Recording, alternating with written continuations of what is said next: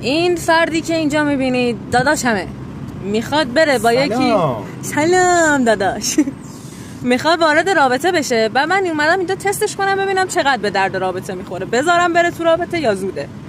محمد آماده ای؟ بفرمایید. من شرایطو میگم، تو بگو اینا بیر مینیمم یا پرنسس تریتمنت. بله. اگر از این تست سر بلند بیرون نیای نمیذارم رل بزنی. خدا کریمه. بفهم حال بریم چی میشه. خب این که در ماشین رو براش باز کنی. نه پرنسس تریتمنت. What the fuck بیر مینیممه. نه آمو چی بیر مینیممه؟ همه چی رو نورمال جلوه میدیم. خب سوال بعد. این که بدون مناسبت براش گل بخری. خب پرنسس تریتمنت. محمد جانم.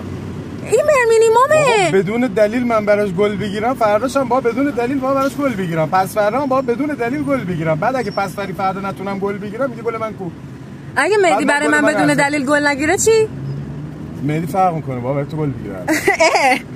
واسه اون بیر مینیمم برای تو پرنسس تریتمنته؟ دیگه. استغفرالله. خب سوال بعدی لطفا. این که سفارش غذاشو بدونی چیه؟ خب این بیر مینیمم. به غذا ربط شد بیر مینیمم. غذا خیلی مهمه. غذا مهمترین اصل اساسی زندگی بشره. به عنوان یه شف میگم. حالا خواست پوز بده که شفه. بچه‌ها همه بدونین داداشم شفه. خب دیگه شف یعنی آشپز. آره.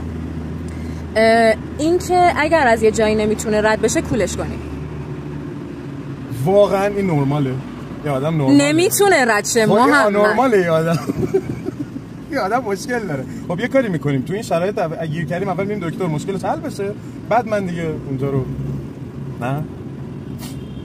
What the fuck؟ اگه میخوای جواب منطقیشو بدم واقعا نرمال نیست، ولی اگر میخوای نرمال جلوه بدیمش آره مشکل ندارم. بر چی؟ خب بر مینیمم. خب دوستان به این نتیجه رسیدیم که داداشم اصلا اهل رابطه نیست فعلا. حالا کنسله. اتفاقا من خیلی من مال رابطه هم. مثلا رابطه از محمد رضا میاد. کنسل داداش، کنسل عزیزم، خداحافظی کن، میخوام قطع کنم. اینو مشتبه قطعش کن. رابطه تو پرانتز محمد رضا. خدا نگهدار.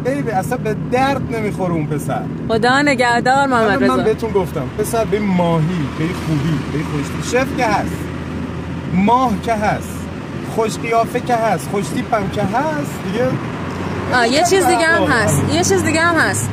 گفتی؟ چیه؟ نارسیسیست یعنی خودشیفته.